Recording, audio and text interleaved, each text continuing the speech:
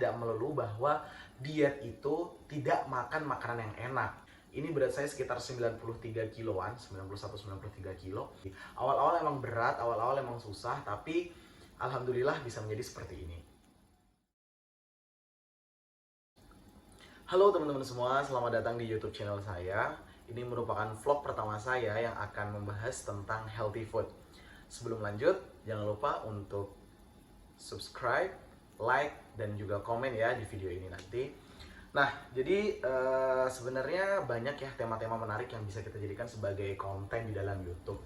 Namun di sini saya akan mencoba membahas tentang healthy food, yang mana healthy food yang akan saya jelaskan atau saya bagikan kepada teman-teman semua ini based on my experience yang sudah lebih sekitar 2 tahun saya jalani diet ini sebagai salah satu cara saya untuk mengidealkan berat badan saya. Meskipun banyak sekali faktor-faktor lain yang bisa kita masukkan dalam pola diet kita, cuman salah satu faktor terpenting yang tidak boleh kita lupakan adalah tentang healthy food. Nah, sebenarnya banyak ya prinsip-prinsip ataupun tema-tema ataupun konten-konten yang membahas tentang healthy food ataupun diet secara umum seperti itu. Namun di sini saya akan lebih berbagi atau sharing kepada teman-teman semua tentang gak semua diet yang kita lakukan itu tidak enak seperti itu. Karena banyak sekali ya di luar sana yang orang ingin memulai diet tetapi baru seminggu 2 minggu dia diet, dia sudah merasakan bosan ataupun tidak nyaman dengan diet yang dia lakukan. Alhasil dietnya hanya berjalan sekitar 2 minggu, 3 minggu, mentok-mentok hanya sebulan, dan setelah itu dia kembali ke makanan-makanan yang mungkin kurang sehat untuk tubuhnya seperti itu. Nah, prinsip diet sendiri yaitu kita perlu melakukan suatu keseimbangan yang asupan nutrisi ke dalam tubuh kita, baik dari makronutriennya dan juga mikronutriennya. Makronutriennya itu apa saja?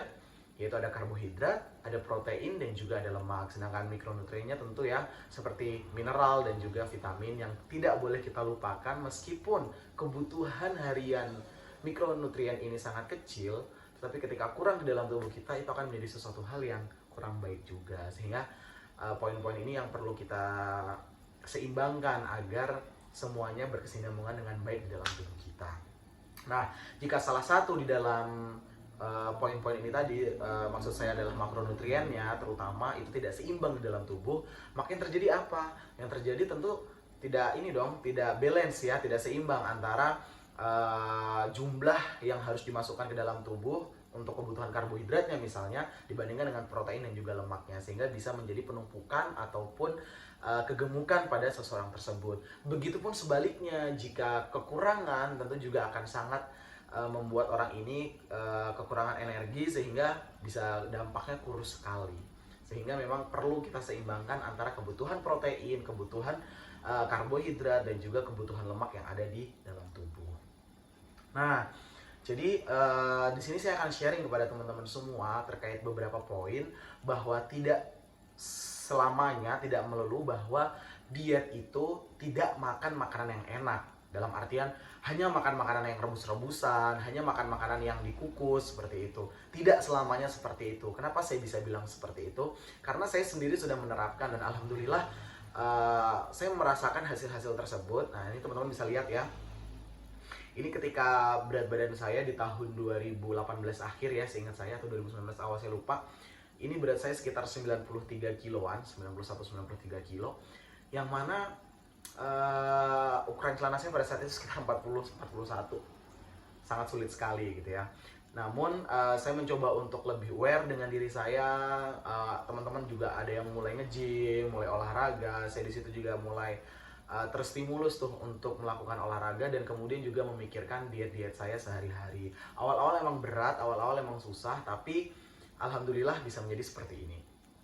Nah, jadi teman-teman semua pasti bisa ketika teman-teman punya keinginan yang kuat, kemauan yang kuat, dan tentunya membuat itu menjadi sebuah lifestyle dalam kehidupan teman-teman sehari-hari. Itu poin terpenting sih menurut saya ketika kita melakukan diet. Jadi bukan hanya sekitar 1 minggu, 2 minggu, 3 minggu, 4 minggu, ataupun 5 minggu, tapi bisa menjadikan apa yang teman-teman kerjakan itu menjadi pola hidupnya teman-teman ya. So, poin yang pertama, untuk tetap bisa makan enak pada saat diet. Jadi poin pertamanya itu adalah harus tahu keseimbangan kalori kita ya. Jadi kita harus tahu kebutuhan kalori harian kita itu berapa. Nah, kebutuhan kalori harian kita itu sangat krusial ya, sangat penting nih untuk mengetahui seberapa banyak makanan yang harus kita keluarkan, seberapa banyak makanan yang harus kita masukkan ke dalam tubuh kita, seperti itu ya. Jadi ketika kita tahu nih kebutuhan kalori harian kita, maka kita bisa mengatur intake kalori dan juga output dari kalori tersebut. Misalnya nih saya, setelah saya hitung-hitung, teman-teman bisa cari di Google ya, sudah sangat banyak sekali ada aplikasinya, ada cara hitungnya. Teman-teman bisa menghitung sendiri kebutuhan kalorinya teman-teman.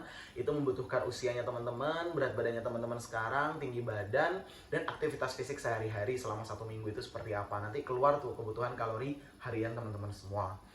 Nah, kalau saya sendiri setelah saya hitung kebutuhan kalori saya itu sekitar 2.700 sampai 2.900. Ya, saya ambil kebutuhan kalori yang paling kecil lah, karena basic awal saya melakukan diet itu saya pengen kurus seperti itu ya. Saya pengen menurunkan berat badan saya, sehingga saya ambil poin yang paling kecil, 2.700. Itu sekarang ya, itu kebutuhan kalori saya sekarang. Kalau dulu mungkin masih di 2.200, 2.500 dengan aktivitas fisik yang saya lakukan. Nah, dari 2.700 itu, dalam sehari saya harus bisa memastikan bahwa yang masuk kalori ke dalam tubuh saya itu tidak lebih dari 2.700. Bagaimana caranya? Ya, dalam makanan sehari-hari kita harus mengetahui berapa banyak kalori yang masuk ke dalam tubuh kita. Memang terkesan sangat ribet ya, masa makan aja harus ditimbang, masa makan aja harus dihitung. Ya, inilah effort yang harus kita keluarkan gitu. Salah satu effort yang harus kita keluarkan untuk mengetahui berapa banyak kalori kita yang masuk. Jadi misalnya nih, saya pagi sarapan nasi goreng seperti itu ya. Nasi goreng saya hitung kira-kira berapa kalori nih. Kecuali teman-teman misalnya masak sendiri. Kalau teman-teman masak sendiri, teman-teman bisa menghitung lebih detail dari kalori tersebut. Saya pakai nasi sekitar 150 gram atau 200 gram. Kemudian saya pakai dada ayam sekitar 150 gram. Kemudian saya tambahin sayur, sawi misalnya, ataupun kol. Kemudian saya tambahkan telur dadar misalnya. Itu kita bisa menghitung kalori harian untuk sarapan pagi. Tapi kalau misalnya teman-teman beli, teman-teman bisa langsung nih browsing di Google, misalnya ketoprak gitu ya, satu bungkus ketoprak atau satu porsi ketoprak itu berapa kalori. Nah, salah satu sumber referensi yang bisa teman-teman pakai untuk mencari kebutuhan kalori untuk makanan jadi ataupun satuan-satuan makanan tersebut bisa dari Fat Secret. Nah, ini itunya ya, linknya. Teman-teman nanti bisa langsung browsing. Nah, jadi udah tahu nih, misalnya pagi saya makan sekitar 450 sampai 500 kalori. Oke, saya masih ada sisa sekitar 2000-an kalori lagi. Nah, itu nanti saya bagi untuk makan siang, saya bagi untuk makan sore, saya bagi untuk makan malam. Nah, apakah harus selalu dalam bentuk makanan yang kukus, yang rebus? Nah, ini poin kedua yang cukup penting ya. Poin kedua tadi udah ya, yang pertama yaitu tentang kebutuhan kalori harian kalian untuk mengetahui apa, untuk bisa mengetahui intake dan juga output dari kalori. Terus yang kedua adalah bentuk sajian makanan. Nah, ini juga poin yang paling penting. Kenapa saya bilang di judul konten ini adalah teman-teman lagi diet tetap bisa makan enak kok gitu ya. Karena memang menurut saya ya bisa, teman-teman tetap bisa makan ketoprak, teman-teman tetap bisa makan ayam panggang, teman-teman tetap bisa makan bakso, teman-teman tetap bisa makan apapun yang teman-teman pengen makan gitu loh. Tapi poinnya adalah tidak lebih dari kebutuhan kalori harian.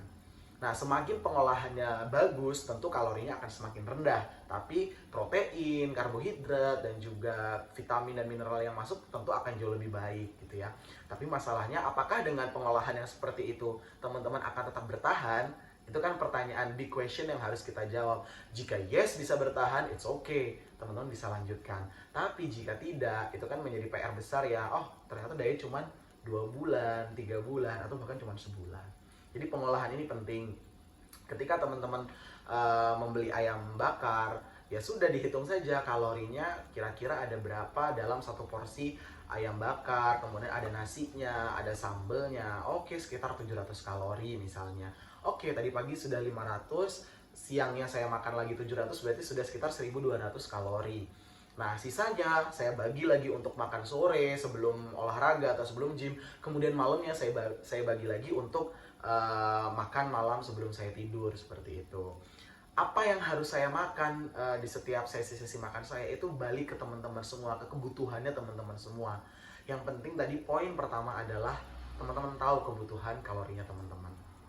Nah, selanjutnya yang menjadi poin terpenting yang ketiga adalah mau defisit kalori atau mau surplus kalori. Nah, karena kita tadi ceritanya tentang diet ya, tentang penurunan berat badan, berarti teman-teman harus melakukan defisit kalori. Apa sih maksud dari defisit kalori ini? Yaitu pengurangan dari kebutuhan kalori harian teman-teman sekitar 300 sampai 500 kalori.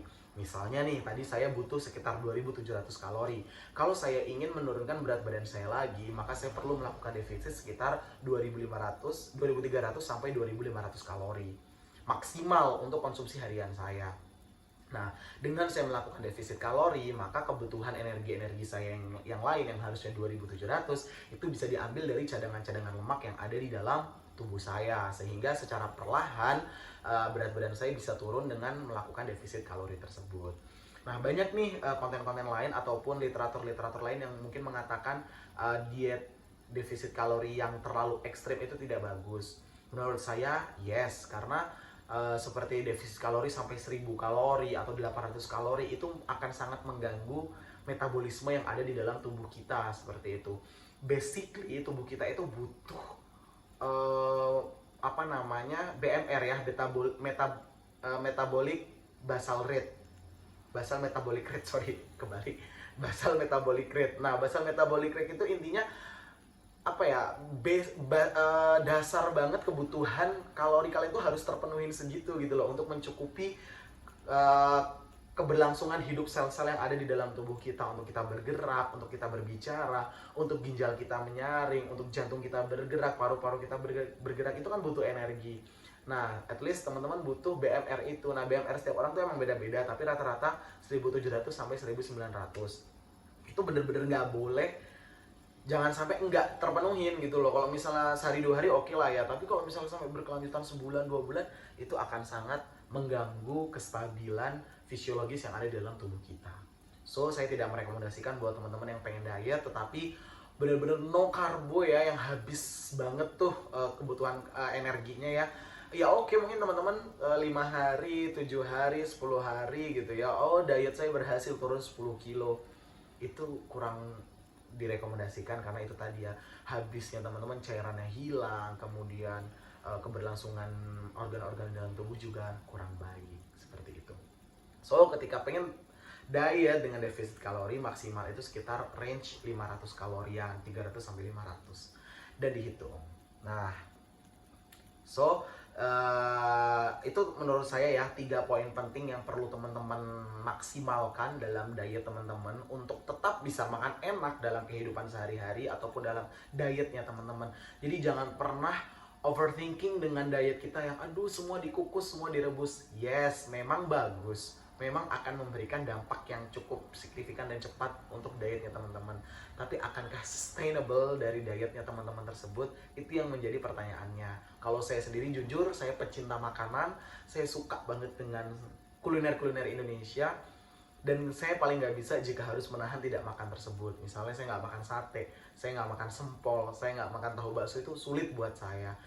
Akhirnya gimana caranya saya tetap bisa makan mereka ini tadi, tetapi saya mengatur nih, oh oke, saya sudah makan sekian kalori hari ini, maka tersisa sekian kalori untuk saya makan tahu bakso, misalnya untuk saya makan bakso atau saya makan mie ayam.